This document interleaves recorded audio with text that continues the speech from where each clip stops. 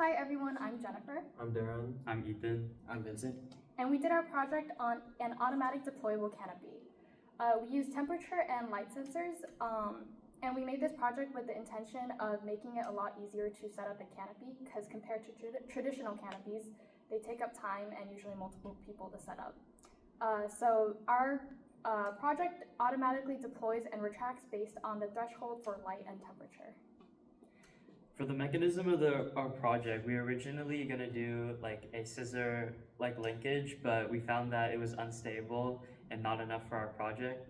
So we found a YouTube video that inspired us to create this 8-bar linkage that sits on both sides of our project.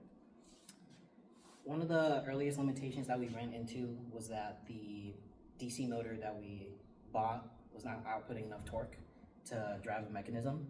In order to fix that, we decided to use 2 motors, however, that still wasn't enough.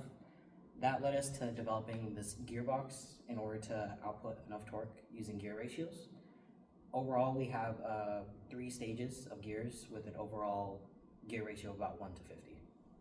Okay, so for the electronics portion, we have a TSL 2591 light sensor and a SHT41 temperature and humidity sensor.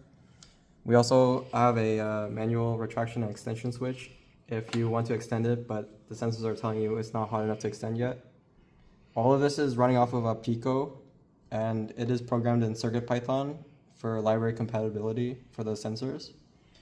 The motors are run off of an external power supply at 6 volts. And so right now we'll do the manual extension.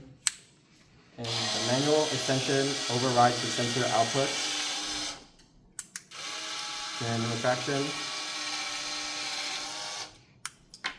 And then a test of the light sensors. So the light sensor threshold is 400 lux, and the temperature sensor is 25 degrees Celsius. That can be changed in the program. So now we're extending based on temperature.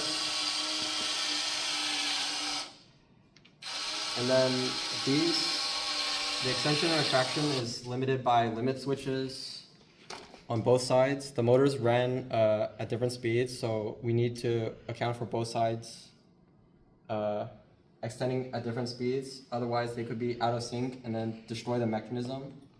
And this just prevents that from happening.